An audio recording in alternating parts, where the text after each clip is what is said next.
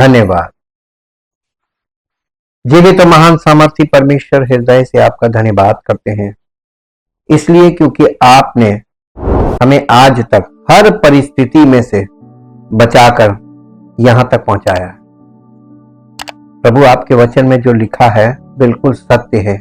हम मिट नहीं गए, ये आपकी महाकरुणा का फल है। आपने हर एक को जीवन दिया है, और ये जीवन इसलिए दिया है कि हम इस जीवन में अपने अनंत जीवन को प्राप्त कर लें, ताकि प्रभु की महिमा हमारे जीवन से इस पृथ्वी पर प्रकट हो। हम इस पृथ्वी पर इसी जीवन में उसके राज्य के वारिस बने, जिससे उसकी महिमा इस जीवन पे हमारे जीवन से प्रकट हो, और सारी महिमा आपको मिले प्रभु, क्योंकि ये आप ही की योजना है और आपकी सामर्थ के द्वारा और आपकी आत्मा के द्वारा हमारे जीवन में पूरी की जाती है। धन्यवाद के साथ इस प्रार्थना को प्रभु यीशु मसीह के पवित्र नाम से मांगते हैं, आमीन। सबको जय मसीह की। हम परमेश्वर का बहुत धन्यवाद करते हैं, क्योंकि वो अद्भुत युक्ति करने वाला और अद्भुत सामर्थ के काम करने वाला परमेश्वर है। हम लोग इस समय जिस विषय पर अध्ययन कर रहे हैं, और वो विषय है याजक, यानी परमेश्वर की जो सेवक होते हैं, जिन्हें याजक कहा जाता है, महायाजक, और महायाजक के बच्चे जिन्हें याजक कहा जाता है, प्रीस्ट, हाई प्रीस्ट। इस विषय पे हम चल रहे हैं। इस विषय को हमें समझने के लिए पवित्र आत्मा पुराने नियम में ले जा के हमें कुछ चीजें दिखाएगा। बाइबल का जो पुराना नियम है, वहां पे ज्यूइश रिलीजन में कुछ दिखाया जा रहा है जो नए नियम में उसका एंटी टाइप बन गया। वो टाइप है जिसका एंटी टाइप, यानी एक प्रकार है पुराने नियम में जिसका प्रति प्रकार नए नियम में प्रकट हुआ है। वैसे ही है लेकिन उसका ऑपोजिट है।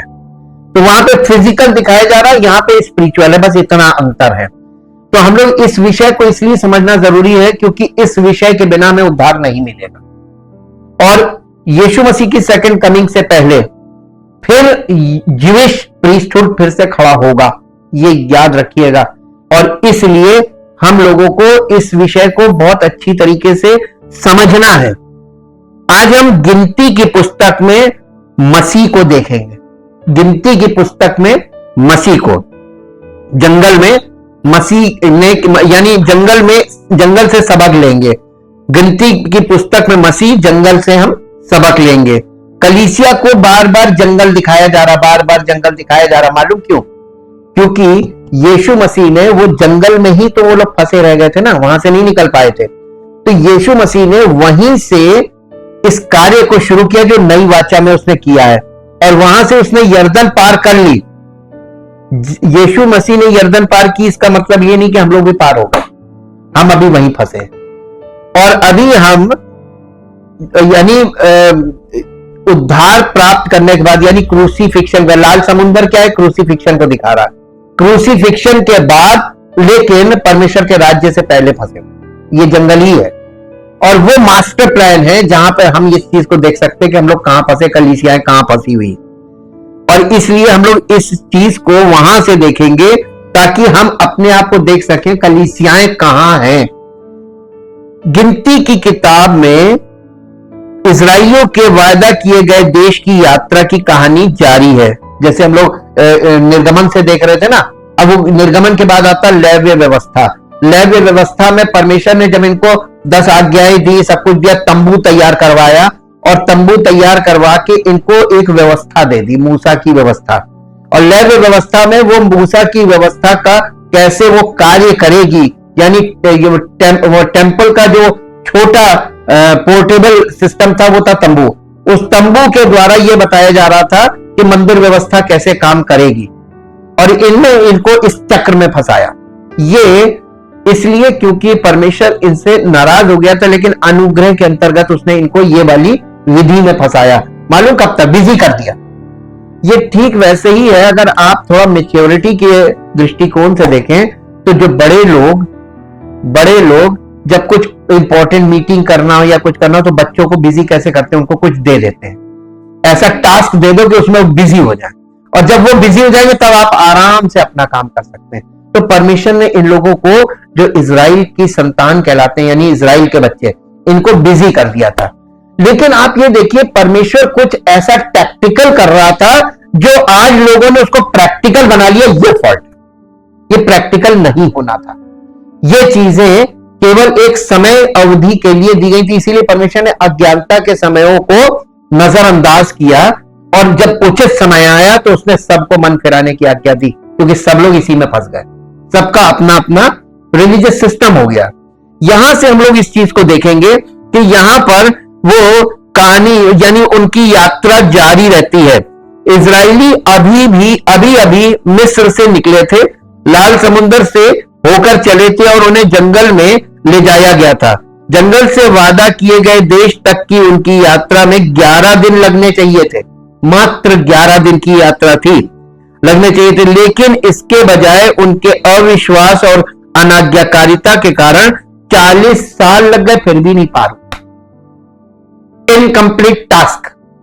अब हम आपको बताएं, बाइबल में आप बहुत आसानी से देख सकते हैं पवित्र आत्मा के चश्मे से। उत्पत्ति 11 अध्याय में आप देखेंगे बाबुल की मीनार बना रहे हैं। वो ऐसा इनकम्प्लीट प्रोजेक्ट है जो कंप्लीट नहीं हुआ टिल टुडे, आज तक वो कंप्लीट नहीं है, इनकम्प्लीट वो प्रोजेक्ट है। ठीक उसी प्रकार से ये लोग जंगल में 40 साल के बाद भी नहीं निकल पाए, ये इनकम्प्लीट टास्क है। ये पवित्र आत्मा हमको दिखा रहा है कि हमको ये बताए कि मसीही जीवन में आप शारीरिक जीवन से आत्मिक जीवन में स्वयं प्रवेश नहीं कर सकते। इनकम्प्लीट टास्क रहेगा अगर आप कोशिश करेंगे तो। फिर क्या करना चाहिए? प्रभु ने कलीसिया मसीह की आत्मिक देह ये क्यों दी है? इसमें प्रभु करेगा, पिता, पुत्र, पवित्र आत्मा, ये तीनों इस काम को करेंगे। अब आपको बताएं परमेश्वर का परमेश्वर क्या था? ये बाइबल खुद बताती है, आदि में वचन था, वचन परमेश्वर के साथ था और वचन परमेश्वर था। तो परमेश्वर मसीह की देह में काम कैसे करेगा? वचन और आत्मा के द्वारा, वचन और पवित्र आत्मा के द्वारा। तो ये पवित्र आत्मा और वचन मिलाते हैं तो पिता, पुत्र, पवित्र आत्मा की सर्किट ये बनाएंगे, वचन और पवित्र आत्मा। इसमें ह्यूमन एफर्ट्स नहीं है, लेकिन मनुष्यों का समर्पण है, पश्चाताप और समर्पण, तब पिता, पुत्र, पवित्र आत्मा काम करते हैं। ये सर्किट है।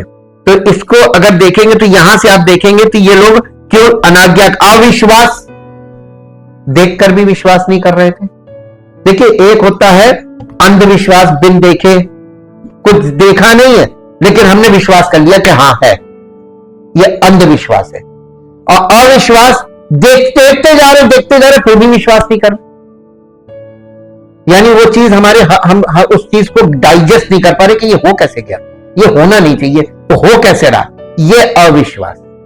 और फिर होता अल्प विश्वास, यानी विश्वास है लेकिन डावाडोल रहते हैं, डावाडोल, क्योंकि हमारी बुद्धि जो है ना वो हमें डावाडोल करती है, अगर नहीं हुआ तो, ये अल्प विश्वास। और फिर एक होता पूरा विश्वास, भरोसा। अब आप बताइए कौन से वाले में है? ये चारों हम लोगों के जीवन में पाए जाते हैं। हर किस परिस्थिति में आपके अंदर कौन सा विश्वास काम कर रहा है, अविश्वास काम कर रहा है, अंधविश्वास काम कर रहा है, अल्पविश्वास का या विश्वास, ये चारों को हम एकदम से नहीं समझ सकते। ये तो जीवन से हमारे जुड़ा हुआ ना। तो हम कहां पर अल्पविश्वासी हैं, कहां पर अंधविश्वासी है, कहां पर अविश्वासी है और कहां पर हम विश्वास कर पा रहे हैं, क्योंकि हमारे पास एक तर्क करने वाली बुद्धि है, मानव बुद्धि। और मानव बुद्धि जो है ना, पौलुस ने बिल्कुल सही कहा कि हमारे अंगों में एक और व्यवस्था काम करती है जो बुद्धि की व्यवस्था से लड़ती है। ये तर्क शक्ति है, वो हमें मजबूर करती है कि नहीं ये तो करना, लेकिन अगर ये नहीं हुआ तो इसलिए ये भी करो। ठीक, तो पूरा यानी जैसा पूर्ण विश्वास होना चाहिए वो किसी के पास है नहीं, ये डेवलप कर सकते। ये गुड न्यूज है कि मसीह में हमारे जीवन में ये हम इसको डेवलप कर सकते हैं, लेकिन रिस्क उठाए बिना, इसको रिस्क उठाए बिना डेवलप करना है। गिनती की कहानी जंगल में घटती है, जहां परमेश्वर ने इजरायलियों की परीक्षा ली और वे असफल हो गए। अनाज्ञाकारी पीढ़ी में से कोई भी वादा किए गए देश में नहीं पहुंच पाया, सिवाय 2 इजरायलियों के जो वफादार बने रहे। वो थे यहोशू और कालेब। Only 2 persons. इजरायलियों की दुर्दशा हमें दिखाती है कि जब लोग बार बार अविश्वास का चुनाव करते हैं तो उन्हें परमेश्वर के वायदे प्राप्त नहीं होंगे। इब्रानियों की पत्री और उसका 3 अध्याय और उसका 19 पद पढ़िए। इब्रानियों की पत्री 3 अध्याय और अतः हम देखते हैं कि अविश्वास के कारण वे कौन? इजरायली लोग प्रवेश ना कर सके। कहां? वो वादा किए हुए देश में प्रवेश नहीं कर पाए। कारण क्या था? अविश्वास। यानी उन्होंने परमेश्वर की महिमा देखी, परमेश्वर उनकी स्वयं अगुवाई कर रहा था। आग के खंभे, बादल के खंभे में परमेश्वर वो देख रहे हैं आंखों से, यानी इन सब के बावजूद विश्वास नहीं कर पाए, देख कर भी। आज कलीसियाओं में मसीही लोगों की, संसार में समस्त मानव जाति की यही दशा है। आंखों से देख रहे हैं। जो लोग कलीसिया में आते हैं वो देखते तो है कि आपके सामने कितने काम प्रभु कर रहा है, लेकिन अविश्वास के कारण आपके जीवन में नहीं कर रहा। क्यों नहीं कर रहा? क्योंकि आप देखकर भी विश्वास नहीं कर पा रहे कि नहीं, प्रभु है हमारे बीच में और वो कर। तो हुक्म नहीं मानना, यानी हुक्म ना मानने से अविश्वास का मतलब है कि देखकर भी विश्वास ना करना, यानी देखकर भी आज्ञा ना मानना, यह अविश्वास है, हुक्म ना मानना। जब लोग परमेश्वर की अनाज्ञाकारिता करना चुनते हैं तो उन्हें जीवन नामक जंगल में बिना किसी उद्देश्य के इधर उधर भटकने के लिए छोड़ दिया जाता है। कौन छोड़ता? परमेश्वर। कहता जाओ थोड़ा तुम अनुभव प्राप्त कर लो, क्योंकि परमेश्वर, देखिए, आप अपने बच्चों का बहुत अच्छे से पालन पोषण किए, उनकी किसी कमी ना होने दीजिए, उनको उनकी जरूरतों को पहले से रेडी रखिए कि इनको ये चीज चाहिए, पहले से आप रखेंगे कि हाँ ये जैसी चाहिए एकदम निकाल के दे दें। ऐसा करके देखिए आप, बच्चे आपके साथ गलत व्यवहार करेंगे। तो परमेश्वर ने क्या सिखाया? परमेश्वर कहता नहीं, इनको थोड़ा किसी चीज के लिए पीड़ित होने दो, इनको अपनी जरूरतों को देखो कि इनको कि ये चीज हमें चाहिए थी लेकिन हमें नहीं है, हमारे पास कोई देने वाला नहीं। इनको एहसास होने दो। जब इनको एहसास होगा ना, तब ये उस चीज के लिए, जब इनको लगेगा कि ये आवश्यकता की चीज है और हमारे पास नहीं है, तब मैं दूंगा, ताकि ये एहसास करे कि किसने दी, देने वाला कौन है। परमेश्वर ये व्यवहार करता है। ठीक वैसे ही जो माता पिता अपने बच्चों के साथ करते हैं। इजरायलियों की दुर्दशा हमें यह दिखाती है, जब लोग परमेश्वर की अनाज्ञाकारिता करना चुनते हैं तो उन्हें जीवन नामक जंगल में बिना उद्देश्य के इधर उधर भटकने के लिए छोड़ दिया जाता है और वे परमेश्वर के वायदों की आशीषों में प्रवेश नहीं कर पाते हैं। गिनती की पुस्तक के पन्नों में हमें आने वाले मसीहा के संकेत मिलते हैं। हम न केवल मूसा जैसे व्यक्तियों में यीशु के प्रकार पा सकते हैं, बल्कि हम पलायन जैसी घटनाओं और हारून की छड़ी जैसे लेखों में भी प्रकार देखते हैं। यहां हम गिनती की पुस्तक में यीशु का पता लगाएंगे और पता लगाएंगे कि इन संकेतों के माध्यम से हमारे मसीहा के बारे में सच्चाई कैसे प्रकट होती है। हम जंगल में इन इजराइलियों के भटकने, हारून की छड़ी, लाल बछिया, पीतल के सांप और बालाम में यीशु को देखेंगे। जंगल में भ्रमा। हम मसीहा को इजराइलियों की वादा किए गए देश की यात्रा में देखते हैं। इजराइलियों की तरह यीशु मिस्र से बाहर आया। कैसे? जैसे ये इजरायली लोग मिस्र से बाहर आए थे। मत्ती रचित सुसमाचार उसका 2 अध्याय, मत्ती रचित सुसमाचार और उसका 2 अध्याय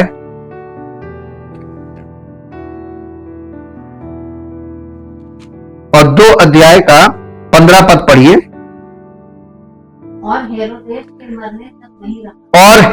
के मरने तक वहीं रहा, इसलिए कि वो वचन जो प्रभु ने भविष्यवक्ता के द्वारा कहा था पूरा हो। मैंने अपने पुत्र को मिस्र से बुलाया।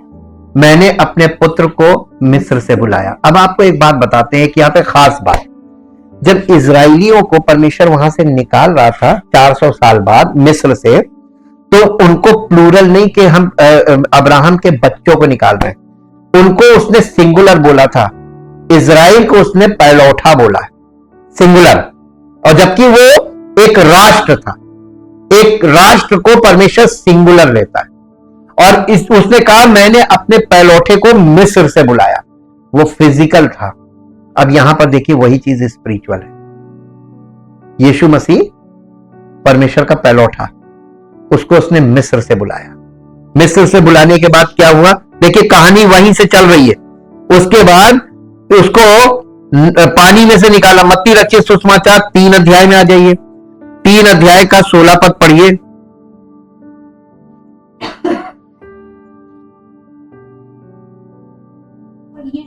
और यीशु बपतिस्मा लेकर तुरंत पानी में से ऊपर आया और देखो उसके लिए आकाश खुल गया। बस देखो उसके लिए आकाश कब खुला, जब वो पानी में से ऊपर आया, पानी में से निकला। ठीक, अब ये इसको मोटा मोटा पकड़िए कि पानी के माध्यम से उसको निकाला और जंगल में ले जाया गया। मत्ती 4 अध्याय और उसका पहला पद। तब आत्मा यीशु को जंगल में ले गया ताकि इब्लीस से उसकी परीक्षा हो। तो देखिए बिल्कुल वैसे ही मिस्र से लाया जंगल में। तो ये जो मूसा का बपतिस्मा क्या था, लाल समुद्र पार कराया, ये मूसा का बपतिस्मा था।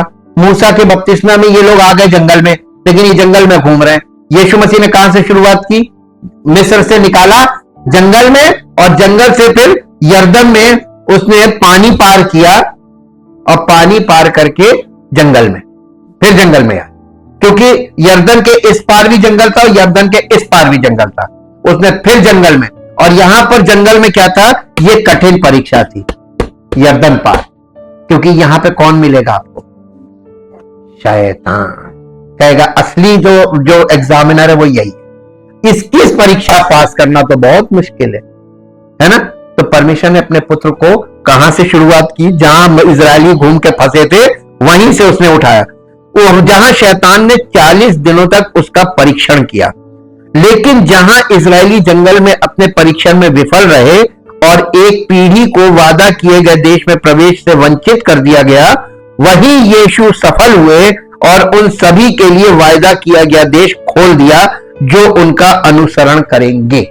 अब यीशु मसीह को जो उस पर विश्वास करेंगे उनके लिए स्वर्ग के द्वार खोल दिए। देखिए कैसे टाइप और एंटी टाइप में कितना क्लैरिटी आ जाती है। हारून की छड़ी, अब वहां पर एक झगड़ा शुरू हो गया था। मेरे साथ आइए गिनती की पुस्तक, उसका 16 अध्याय निकालिए। गिनती की पुस्तक और उसका 16 अध्याय, या पहले पद से पढ़िए। कोरह जो लेवी का परपोता था, परपोता का हाथ का पोता और यिसार का पुत्र था, वो एलियाब का पुत्र दातान और अबीराम और पेलेत के पुत्र ओन, इन तीनों रूबेनियों से मिलकर मंडली के 250 प्रधान जो सभासद और नामी थे उनको संग लिया और वे मूसा और हारून के विरुद्ध उठ खड़े हुए। अब ये देखिए यहां पर क्या हो रहा है, यहां पर मूसा की गद्दी के लिए यानी प्रीस्टहुड के लिए लड़ाई शुरू हो गई। हाई प्रीस्टहुड, क्या हाई प्रीस्ट कौन होगा, और उनसे कहने लगे तुमने बहुत किया। अब देखिए बहुत बहुत ध्यान दीजिएगा यहां पर, तुमने बहुत किया, अब बस करो, क्योंकि सारी मंडली का एक एक मनुष्य पवित्र है और यहोवा उनके मध्य में रहता है।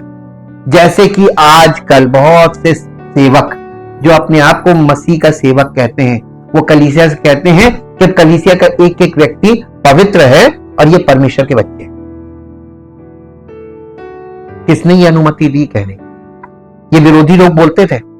आप देखिए यहां पर ये विरोधी थे, इन्होंने ये बात बोली, और एक एक मनुष्य पवित्र और यहोवा उनके मध्य में रहता है, इसलिए तुम यहोवा की मंडली में ऊंचे पद वाले क्यों बन बैठे? यानी पद का विरोध कर रहे थे मूसा, और वो हारून की जो प्रीस्टहुड था ना उसका विरोध। ये सुनकर मूसा अपने मुंह के बल गिरा, फिर उसने कोरा और उसकी सारी मंडली से कहा, सवेरे यहोवा दिखला देगा कि उसका कौन है और पवित्र कौन है, और उसको अपने समीप बुला लेगा। जिसको वो आप चुन लेगा उसी को वो अपने समीप बुला भी लेगा। इसलिए हे कोरा, तुम अपनी सारी मंडली समेत ये करो, अर्थात अपना अपना धूप दान ठीक करो, और कल उनमें आग रखकर यहोवा के सामने धूप देना। तब जिसको यहोवा चुन ले वही पवित्र ठहरेगा। हे लेवियों, तुम भी बड़ी बड़ी बातें करते हो, अब बस करो। फिर मूसा ने कोरा से कहा, हे लेवियों सुनो, क्या ये तुम्हें छोटी बात जान पड़ती है कि इजराइल के परमेश्वर ने तुमको इजराइल की मंडली से अलग करके अपने निवास की सेवा करने और मंडली के सामने खड़े होकर उसकी भी सेवा टहल करने के लिए अपने समीप बुला लिया है?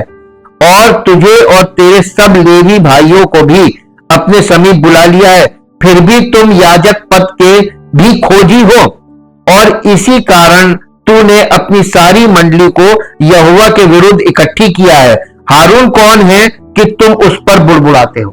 ये मूसा बीच में, ये भविष्यवक्ता था ना, ये हाई प्रीस्ट का विरोध कर रहे थे, यानी हारून का और उसके प्रीस्टहुड का विरोध कर रहे थे।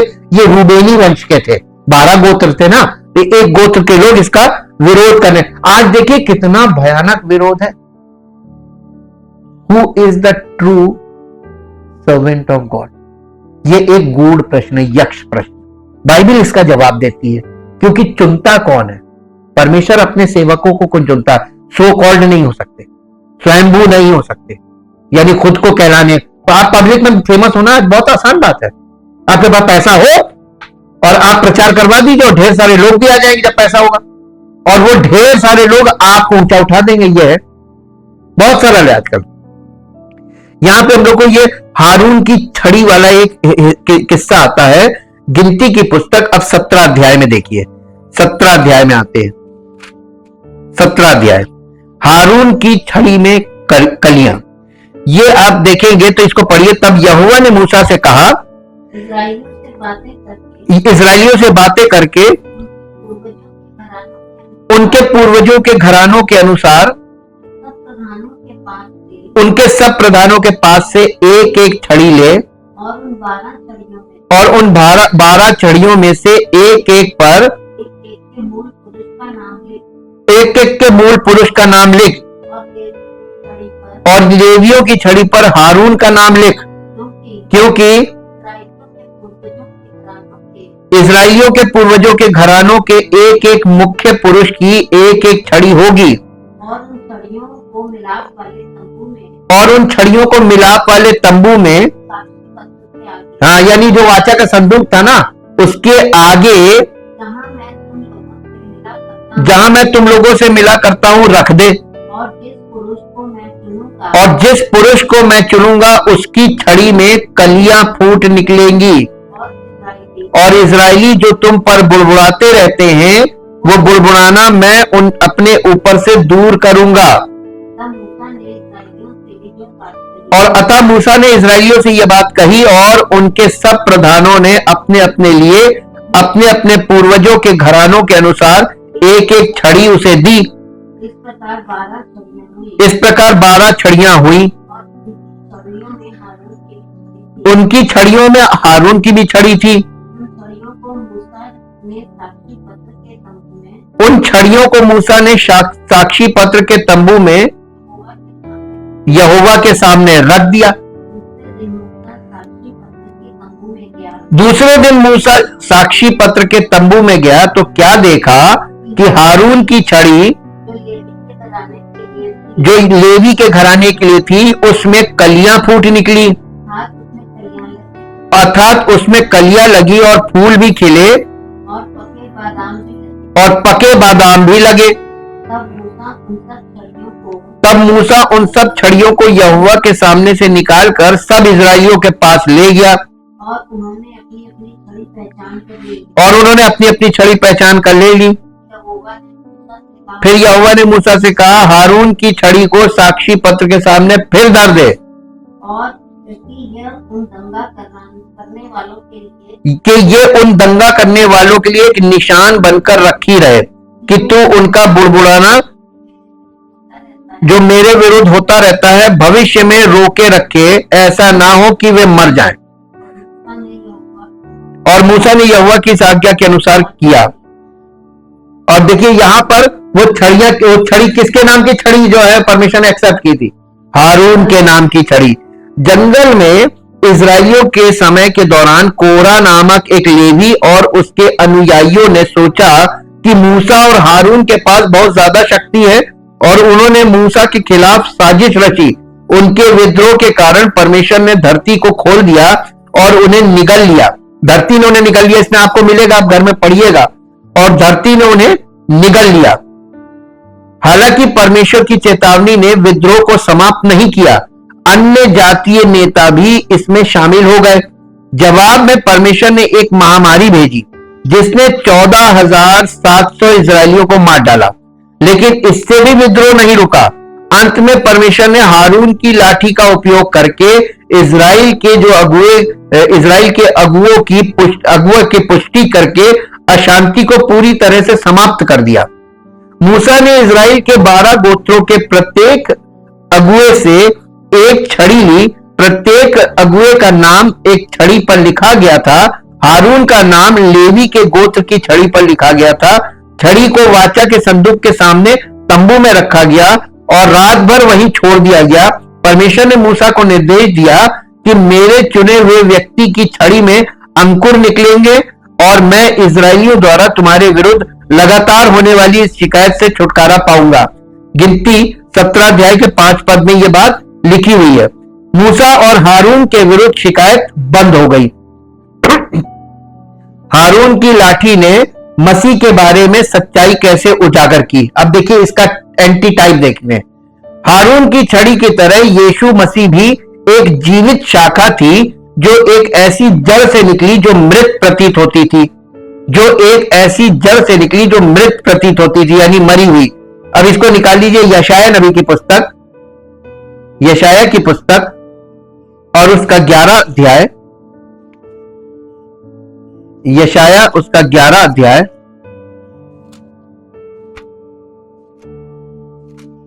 11 अध्याय का पहला पद पढ़िए। तब यिशै के ठूंठ में से, सूखी हुई जो ठूंठ होती है, ठूंठ में से एक डाली फूट निकलेगी और उसकी जड़ में से एक शाखा निकलकर फलवंत होगी। यहोवा का आत्मा, बुद्धि और समझ का आत्मा, युक्ति और पराक्रम का आत्मा और ज्ञान और यहोवा के भय का आत्मा उस पर ठहरा रहेगा। उतरेगा नहीं, ठहरा रहेगा। Rest upon him. 7 spirits of God, ये परमेश्वर की 7 आत्माएं। देखिए ये परमेश्वर ने इजराइलियों से उन्हीं की भाषा में बात कर रहा है ना, उनके साथ जो वहां पर हुआ जंगल में, वही चीज देखिए यीशु मसीह के साथ वही चिन्ह दिया ताकि ये भ्रमित ना हो, और फिर भी भ्रमित हो गए थे झूठी शिक्षा के कारण। और यशाया 53 अध्याय निकालिए, यशाया 53 चैप्टर, यशाया 53 और 53 का 2 पद पढ़िए। क्योंकि वो उसके सामने अंकुर के समान और ऐसी जड़ के समान उगा जो निर्जल भूमि में फूट निकले। उसकी ना तो कुछ सुंदरता थी कि हम उसको देखते और ना उसका रूप ही हमें ऐसा दिखाई पड़ा कि हम उसको चाहते। यानी कोई अट्रैक्शन नहीं था यीशु मसीह में, कोई अट्रैक्शन नहीं था। क्यों लोग उससे दूर भागते थे? क्योंकि बिना अट्रैक्शन वाले मनुष्य को, आज देखिए मसीह के सेवकों को देखिए, जो सच्चे सेवक होंगे वो सादे सूदे मिले, जो अपने आप को खूब टिप टॉप एकदम हाई फाई बना के चलते हैं, वो मसीह के सेवक हो नहीं सकते। क्योंकि मसीह के सेवक, मसीह को कोई एक्सेप्ट नहीं कर सकता, तो उसकी कोई अट्रैक्शन नाम की चीज यीशु मसीह में नहीं थी। एक मनुष्य, परमेश्वर जब मनुष्य के रूप में आया तो वो ऐसा मनुष्य था जिसमें कोई अट्रैक्शन नहीं था। और ये चीज आपको मालूम किसमें मिलती है? ये चीज हमको मिलती है पौलुस में। पौलुस भी ऐसी था, उसमें कोई अट्रैक्शन नहीं था ना। वो बोलने में बहुत अच्छा था कि वो वाक्पटुता, यानी बोलने में ऐसी चतुराई की भाषा वो नहीं बोल सकता था, वो बिल्कुल हाँ की हाँ ना की ना बोलता था, वो सेम यीशु मसीह वैसी था। बिल्कुल करेक्ट बंदे को उसने चुना था। बेबीलोनियों द्वारा इजराइलियों को बंदी बनाए जाने के बाद ऐसा प्रतीत हुआ कि दाऊद की शाखा मर चुकी थी, लेकिन यशाया ने भविष्यवाणी की कि यिशै की शाखा से एक अंकुर निकलेगा, उसकी जड़ों से एक शाखा फल देगी। और वो यशाया 11 अध्याय के पहले पद में हमको देखने को मिलती है। ये शाखा यीशु मसीह थी।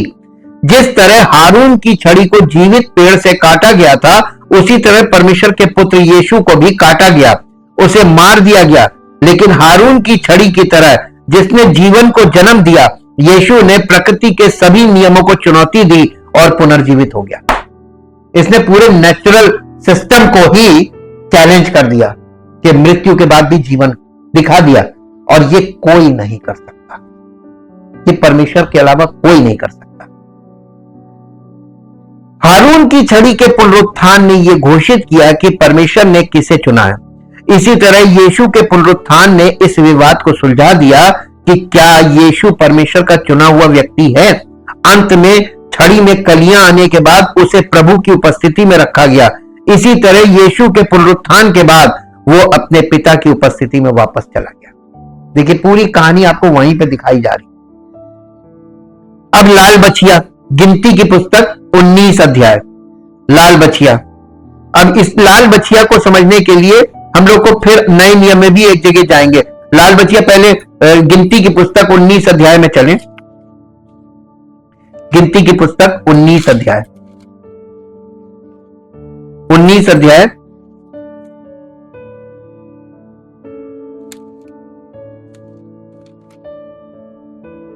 19 अध्याय 17 18 19 अध्याय शुद्धिकरण की विधि। हाँ, फिर अब इसको पहले पद से पढ़िए। फिर यहोवा ने मूसा और हारून से कहा, व्यवस्था की जिस विधि की आज्ञा यहोवा देता है वो ये है, तू इस्राएलियों से कह कि मेरे पास एक लाल निर्दोष बछिया ले आओ, जिसमें कोई भी दोष ना हो, जिस पर जुआ कभी ना रखा गया हो। तब उसे एलियाजर याजक को दो और वो उसे छावनी के बाहर ले जाए, और कोई उसको उसके सामने बलिदान करे।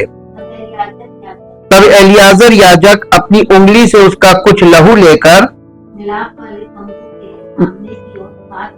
मिलाप वाले तंबू के सामने की ओर 7 बार छिड़क दे। तब कोई उस बछिया को खाल, मांस, लहू और गोबर समेत उसके सामने जलाए, और याजक देवदारू की लकड़ी, जूफा और लाल रंग का कपड़ा लेकर उस आग में जिसमें बछिया जलती हो डाल दे।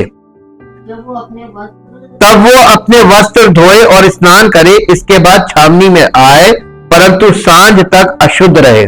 और जो मनुष्य उसको जलाए वो भी जल से अपने वस्त्र धोए और स्नान करे और सांझ तक अशुद्ध रहे। फिर कोई शुद्ध पुरुष उस बछिया की राख बटोरकर छावनी के बाहर किसी शुद्ध स्थान में रख छोड़े, और वो राख इजराइलियों की मंडली के लिए अशुद्धता से छुड़ाने वाले जल के लिए रखी रहे। ये पाप बलि है। और जो मनुष्य बछिया की राख बटोरे वो अपने वस्त्र धोए और सांझ तक अशुद्ध रहे, और ये इजराइलियों के लिए और उसके बीच रहने वाले परदेशियों के लिए सदा की विधि ठहरे। अब देखिए, लाल बछिया शुद्धिकरण अनुष्ठान का हिस्सा थी, ताकि मृतकों के संपर्क में आए लोगों को शुद्ध किया जा सके और उन्हें परमेश्वर की उपस्थिति में वापस जाने दिया जा सके। एक पुजारी एक बिना दाग वाली लाल बछिया लेता था, जो कभी किसी जुए के नीचे नहीं रही हो, और उसे शिविर के बाहर मार देता था और फिर जला देता था। लाल बछिया की राख को शुद्धिकरण के पानी में इस्तेमाल किया जाता था। लाल बछिया और मसीह में 3 मुख्य समानता है। सबसे पहले दोनों दोष रहित थे। दूसरा, दोनों को शिविर के बाहर बलिदान किया गया था। मसीह को यरूशलेम के बाहर सूली पर चढ़ाया गया था। इब्रानियों की पत्री में आए, अब इसका एंटी टाइप देखने। देखिए, पहले हमने टाइप देखा, फिर एंटी टाइप। इब्रानियों की पत्री उसका 13 अध्याय उसका 11-12 पद पढ़ेंगे। नहीं, 13 अध्याय का 11-12। हाँ, क्योंकि जिन पशुओं का लहू महायाजक पाप बलि के लिए पवित्र स्थान में ले जाता है, उनकी देह छावनी के बाहर जलाई जाती है। इसी कारण यीशु ने भी लोगों को अपने ही लहू के द्वारा पवित्र करने के लिए फाटक के बाहर, यानी वो यरूशलेम के बाहर ले जाया गया था उसको, और फाटक के बाहर दुख उठाया। देखिए कितने स्पष्ट चिन्ह इन लोगों के पास थे, फिर भी नहीं पहचान पाए। झूठी शिक्षा, वही सेम मसीहों के साथ होने जा रहा है। क्या हमको भी जब वचन की फाउंडेशनल हमें नहीं मालूम है तो आगे क्या होगा हम कैसे समझ। जैसे लाल बछिया की राख ने लोगों को मृत्यु के संदूषण से शुद्ध किया, वैसे ही मसीह का खून हमें मृत्यु के दंड और भ्रष्टाचार से बचाता है और हमें परमेश्वर की उपस्थिति में रहने में सक्षम बनाता है। इब्रानियों की पत्री 9 अध्याय उसका 13 और 14 पद पढ़िए। क्योंकि जब बकरों और बैलों का लहू और कलोर की राख, ये कलोर मतलब समझे आप, लाल बछिया, ये कलोर उसको बोलते हैं, कलोर की राख का अपवित्र लोगों पर छिड़का जाना शरीर की शुद्धता के लिए उन्हें पवित्र करता है, तो मसीह का लहू जिसने अपने आप को सनातन आत्मा के द्वारा परमेश्वर के सामने निर्दोष चढ़ाया, तुम्हारे विवेक को मरे हुए कामों से क्यों न शुद्ध करेगा, कि ताकि तुम जीवित परमेश्वर की सेवा कर सको। ठीक है आप, एकदम यानी टाइप एंटी टाइप दोनों यहां पर आपको मिल रहे हैं और समझ में भी आ रहा है कि हाँ क्या है। जैसे लाल बछिया की राख ने लोगों की मृत्यु के प्रदूषण से शुद्ध किया, वैसे ही मसीह का लहू हमें मृत्यु के दंड और भ्रष्टाचार से बचाता और हमें परमेश्वर की उपस्थिति में रहने में सक्षम बनाता है। पीतल का सांप, गिनती 21 अध्याय, गिनती की पुस्तक 21 अध्याय में आ जाइए। 21 अध्याय 4 पद से पढ़िए। फिर उन्होंने होर पहाड़ से कूच करके लाल समुद्र का मार्ग लिया कि एदोम देश के बाहर बाहर घूमकर जाएं, और लोगों का मन मार्ग के कारण बहुत व्याकुल हो गया, इसलिए वे परमेश्वर के विरुद्ध बात करने लगे और मूसा से कहा, तुम लोग हमको मिस्र से जंगल में मरने के लिए क्यों ले आए हो? यहाँ ना तो रोटी है ना पानी, और हमारे प्राण इस निकम्मी रोटी से दुखित हैं। ये निकम्मी रोटी किसको बोल रहे हैं? मन्ना। नेवर डिस्पाइज मन्ना, मन्ना के लिए बोल रहे थे। और आज भी लोग, मालूम है, अब बताएं आपको, जब कोई बॉर्न अगेन होता है, स्पिरिचुअली इमेच्योर होता है, पहली बार कलीसिया में नए नए लोग जो आते हैं, अन्य जाति के जो वचन को नहीं जानते, ये सब यानी बिल्कुल नए हैं, और इनको मालूम किस चीज से चिढ़ होती है? वचन से। प्रार्थना कर दीजिए खुश, भजन कीर्तन कीजिए खुश। इनको क्या चीज नहीं पसंद है? मन्ना। क्योंकि ये मन्ना के बिना तो आप आगे जा ही नहीं सकते, मन्ना के बिना आप परमेश्वर की प्रेजेंस में ठहर ही नहीं सकते। ये वचन में परमेश्वर की उपस्थिति में ठहरने के लिए मन्ना जरूरी है। और सबसे ज्यादा एलर्जी काहे से होती है? मन्ना से। ये सच है, आपका मन भटकता रहता है जब वचन चलता है, मन्ना नहीं पसंद। ये देख लीजिए यहां पर असलियत दिखाई उन लोगों ने कहा कि हमारे प्राण, यानी प्राण में मन आ गया ना, मन इस निकम्मी रोटी से दुखित है। अतः यहोवा ने उन लोगों में तेज विष वाले सांप भेजे। काहे भेजे थे? मन्ना नहीं पसंद। वचन देहधारी हुआ। यीशु मसीह क्या था? वचन ही तो था, देहधारी होके आया, और देहधारी होके आया तो वो जीवन देने आया ना, तो मन्ना ही तो था। अब वो लिविंग मन्ना हो गया, जीवित मन्ना, है ना। अब आप देखिए कैसे ट्रांसफॉर्मेशन वचन में चल रहा है। यही ट्रांसफॉर्मेशन हमारे माइंड में भी चलना चाहिए। जब इजरायली जंगल से होकर यात्रा कर रहे थे तो वे लगातार बड़बड़ाते और शिकायत करते रहे। परमेश्वर और मूसा के खिलाफ शिकायत करने के लिए बार बार चेतावनी और सजा दिए जाने के बावजूद इतना परमेश्वर उनको करेक्ट कर रहा था, उनको पनिश कर रहा था, फिर भी जिसको पनिशमेंट मिल रही उसको देखकर दूसरा सीख ही नहीं रहा, वो भी वही कर रहा। कैसे लोग थे? जैसे आज कलीसिया में, बिल्कुल एग्जैक्टली वही सेम, कुछ नहीं बदला, सब आदम में वही चीज है सब। और क्या हुआ? गिनती 11 अध्याय का एक पद पढ़िए, गिनती 11 अध्याय और उसका एक पद, पहला पद। फिर वे लोग बुड़बुड़ाने और यहोवा के सुनते बुरा कहने लगे, और अतः यहोवा ने सुना और उसका कोप भड़क उठा और यहोवा की आग उनके मध्य में जल उठी और छावनी के एक किनारे से भस्म करने लगी। देखिए कैसे उनको आग से भस्म किया। उसके बाद गिनती 14 अध्याय और 14 अध्याय का 2 पद पढ़िए, पहला दूसरा दोनों पढ़ दीजिए। तब सारी मंडली चिल्ला उठी और रात भर वे लोग रोते ही रहे, और सब इजरायली मूसा और हारून पर बुड़बुड़ाने लगे, और सारी मंडली उनसे कहने लगी, भला होता कि हम मिस्र ही में मर जाते या इस जंगल में ही मर जाते। यहोवा को हमको उस देश में ले जाकर क्यों तलवार से यहोवा हमको उस देश में ले जाकर क्यों तलवार से मरवाना चाहता है? हमारी स्त्रियां और बाल बच्चे तो लूट में चले जाएंगे। क्या हमारे लिए अच्छा नहीं कि हम मिस्र देश को लौट जाएं? कैसे मन में चलते हैं विचार, अरे सब वापस चलो, हम वही ठीक थे। ये होता है, हो रहा है, कलीसियाओं में भी हो रहा है। और कोई भी व्यक्ति परमेश्वर तक पूरी पहुंचना ही नहीं मांगता। क्यों? अभिलाषाएं, शारीरिक अभिलाषाएं, आंखों की अभिलाषा, शरीर की अभिलाषा, जीविका का घमंड, ये आपको वापस खींचते हैं संसार की तरफ। अरे कहां जा रहे हो, अरे कहां जा रहे हो, ये चीज आपको खींचती। परमेश्वर को आखिरकार बहुत बुरा लगा, उसने इजरायलियों के बीच जहरीले सांप भेजे और कई लोग मर गए। गिनती 21 अध्याय, गिनती 21 अध्याय,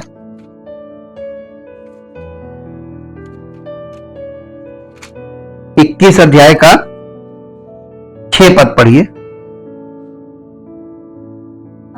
अतः यहोवा ने उन लोगों में तेज विष वाले सांप भेजे जो उनको डसने लगे, और बहुत से इजरायली मर गए। हाँ, तब लोग मूसा के पास जाकर शिकायत करने लगे, कहने लगे, हमने पाप किया है, हमने यहोवा के और तेरे विरुद्ध। कितना यहां पर बहुत सच्चे हो जाते थे। जब मुसीबत आती थी ना, तब सच बोलते थे।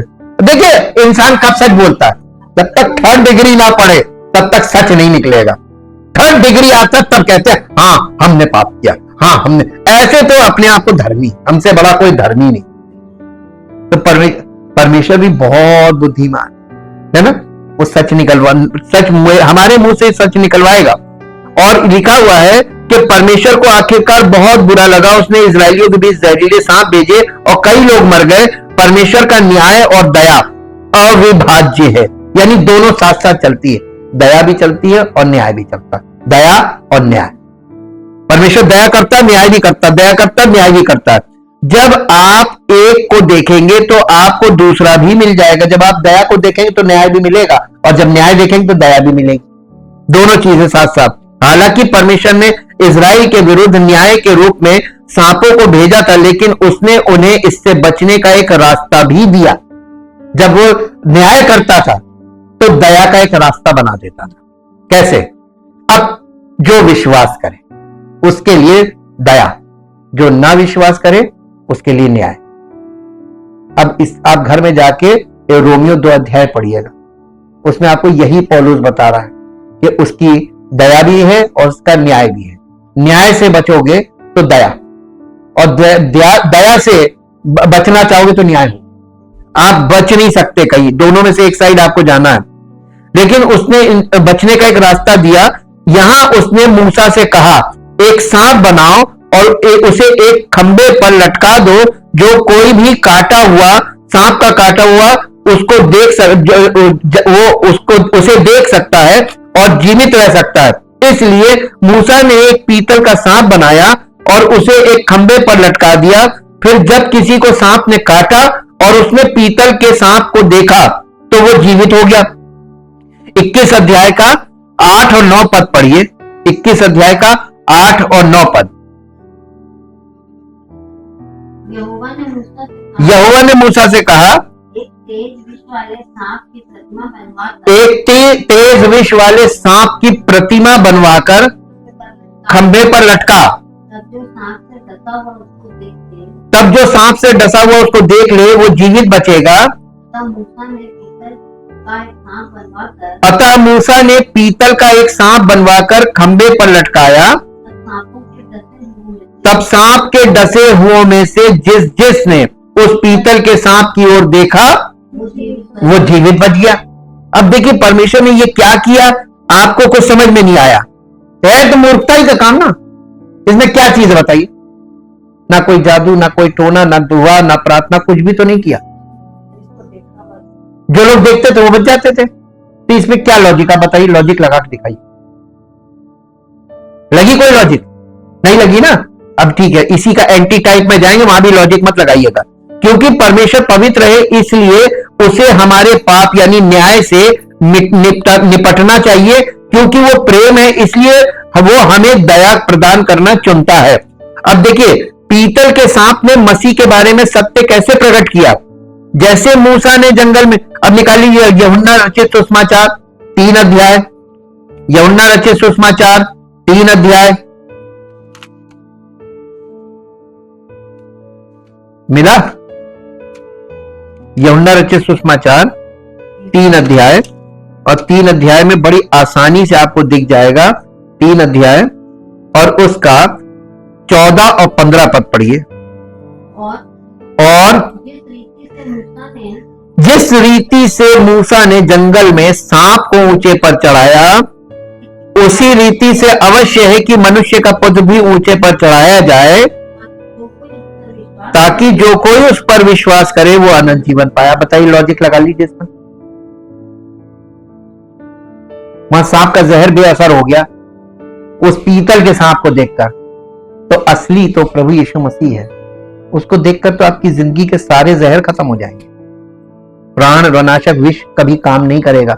और ये लिखा हुआ है, विश्वास करने वालों में ये चिन्ह होंगे कि अगर वे धोखे से विष भी पी जाएं तो उनको कोई असर नहीं। और आपको मालूम है इसकी तगड़ी गवाही है यूहन्ना, जिसने प्रकाशित वाक्य लिखा, जिसने यूहन्ना रचित सुसमाचार लिखा, जिसने पहला यूहन्ना, दूसरा यूहन्ना, तीसरा यूहन्ना लिखा। इस व्यक्ति के लिए यीशु मसीह का ये चेला, इसको इन लोगों ने क्या नहीं किया, इसको सबसे पहले जहर दिया, कोई असर नहीं। फिर इसको जलते यानी खौलते हुए तेल में डाला, कोई असर नहीं, इसको नहीं मार पाए। तब इसको लास्ट में काला पानी की सजा दी पतमुस टापू पे, वहीं पे इसने प्रकाशित वाक्य लिखा। ये बातें सब सिद्ध हो चुकी हैं, ये हम लोग सिर्फ देख रहे हैं, ये हम रिवीजन कर रहे हैं। हमारे जीवन में भी ये होगा अगर हमारा भी उस पर भरोसा है। सबसे पहले सांप और यीशु दोनों को ऊपर उठाया गया। इजरायलियों ने जहरीले जहर से चंगाई के लिए खंबे पर लटके सांप की ओर देखा। ठीक वैसे ही जैसे हम पाप के जहर से चंगाई के लिए क्रूस पर लटके उद्धारकर्ता की ओर देखते हैं। दूसरे इजरायलियों को तत्काल शारीरिक मृत्यु से बचने का एक रास्ता दिया गया था। ठीक वैसे ही जैसे हमें शाश्वत यानी अनंत आध्यात्मिक मृत्यु से बचने का एक रास्ता दिया गया है। तीसरा, विश्वास में इजरायलियों को खंबे पर लटके पीतल के सांप को देखना था, यह विश्वास करते हुए कि वे बच जाएंगे। ठीक वैसे ही जैसे हमें विश्वास में क्रूस पर लटके यीशु को देखना है, यह विश्वास करते हुए कि हम बच जाएंगे। बिलाम एक आशा की भविष्यवाणी, यह आपको मिलेगा गिनती की पुस्तक उसका 22 अध्याय में। आइए गिनती की पुस्तक उसका 22 अध्याय, गिनती 22 अध्याय। मिला? बालाम एक भविष्यवक्ता था जिसे मोआब के राजा ने इजरायलियों को श्राप देने के लिए बुलाया था। हालांकि बालाम एक यहूदी भविष्यवक्ता था, लेकिन उसका दिल दुष्ट था। वो पैसे के प्यार के लिए इजराइल की भलाई का सौदा करने को तैयार था। परमेश्वर ने बिलाम को चेतावनी दी थी कि वो इजरायली को शाप ना दे, क्योंकि परमेश्वर ने उन्हें आशीर्वाद दिया था। बलाम ने फिर भी कोशिश की। जवाब में परमेश्वर ने बिलाम को रोकने के लिए एक स्वर्गदूत भेजा। हर बार जब बिलाम इजराइल को श्राप देने की कोशिश करता तो वो उन्हें आशीर्वाद देता। दिलचस्प बात यह है कि इस दुष्ट भविष्यवक्ता ने आने वाले मसीहा के बारे में भविष्यवाणी की थी।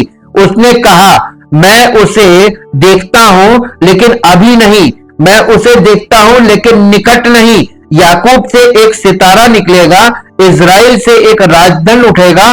वो मोआब के माथे और शेत के सभी लोगों की खोपड़ियां कुचल देगा। गिनती 24 अध्याय निकालिए, गिनती 24 अध्याय। यहां पर ये भविष्यवाणी कर रहा है, लेकिन ये श्राप देना मांग रहा था। परमेश्वर ने इसके मुंह में उसको आशीष में बदल दिया। 24 अध्याय का 17 पद पढ़िए। मैं उसको देखूंगा तो सही, परंतु अभी नहीं। मैं उसको निहारूंगा तो सही, परंतु समीप होके नहीं। याकूब में से एक तारा उदय होगा और इजराइल में से एक राजदल उठेगा जो मोआब की सीमाओं को चूर चूर कर देगा और सब दंगा करने वालों को गिरा देगा। तब एदोम और सेईर भी जो उसके शत्रु है दोनों उसके वश में पड़ेंगे और इजराइल वीरता दिखाता जाएगा। देखिए यहां पर जो ये भविष्यवाणी है यीशु मसीह के लिए है। मैं उसे देखूंगा। बिलाम ने किसी ऐसे व्यक्ति के बारे में भविष्यवाणी की जो उस समय इजरायलियों के साथ नहीं था और वो जल्द ही नहीं आने वाला था, लेकिन वो अंततः आएगा, यानी यीशु मसीह। याकूब से एक तारा निकलेगा।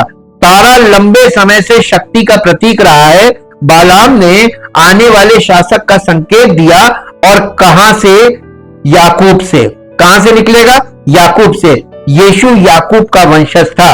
लूका रचित सुसमाचार उसका 3 अध्याय, लूका रचित सुसमाचार उसका 3 अध्याय और 3 अध्याय का 23 पद पढ़िए। 3 अध्याय का 23 पद। जब यीशु आप उपदेश करने लगा तो लगभग 30 वर्ष की आयु का था और जैसा समझा जाता था यूसुफ का पुत्र था। कहां? किसका? यूसुफ का पुत्र था और वो एली का। हाँ, ये पूरी वंशावली यहां से चलने लगी कि वो उसका। यहां पे हम ये देखते हैं। अब इसका 34 पद पढ़िए। 34 वर्ष। और वो याकूब का और वो इसहाक का और वो अब्राहम का और वो तेरा का और वो नाहोर का। यानी ये देखिए वो अब्राहम के वंश से आके जुड़ गई ना। ये इजराइल में से एक राजदल उठेगा। राजदल आने वाले मसीहा की शासन शक्ति की बात करता है। यीशु राजा है। गिनती से हम विश्वास, गिनती की पुस्तक में से हम विश्वास और आज्ञाकारिता के महत्व को सीखते हैं और कैसे इन दो तत्वों के बिना हम स्वर्ग के इस तरफ परमेश्वर के वायदों की आशीषों में प्रवेश करने में कठिनाई होगी। हम ये भी सीखते हैं कि मसीह के संकेत सबसे अप्रत्याशित स्थानों से आते हैं।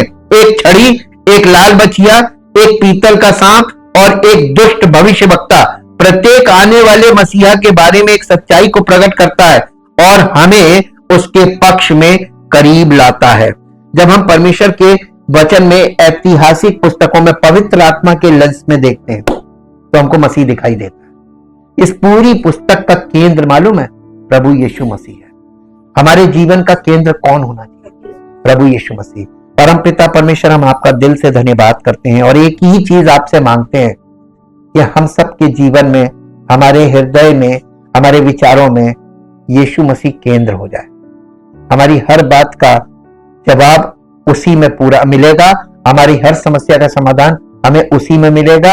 हमको जीवन उसी में मिलेगा और हमें अनंत जीवन भी उसी में मिलेगा। हम बहुत धन्यवाद करते हैं इस प्रभु के महान कार्य के लिए जो उसने मसीह में हम लोगों को लाके रखा, ताकि हम मसीह के द्वारा परमेश्वर के बेटे बेटियां बने और इस पृथ्वी पर हम परमेश्वर की महिमा से भरा जीवन जीकर उसकी महिमा को प्रकट करें, ताकि हम सब का जीवन परमेश्वर की महिमा की योग्य हो। धन्यवाद करते प्रभु, ये भी हमें आप ही से प्राप्त होता है, ये कलीसिया में संगति में बने रहने से प्राप्त होता है। आदर और महिमा आपको देते इस प्रार्थना को प्रभु यीशु मसीह के पवित्र नाम से मांगते हैं, आमीन। Praise the Lord.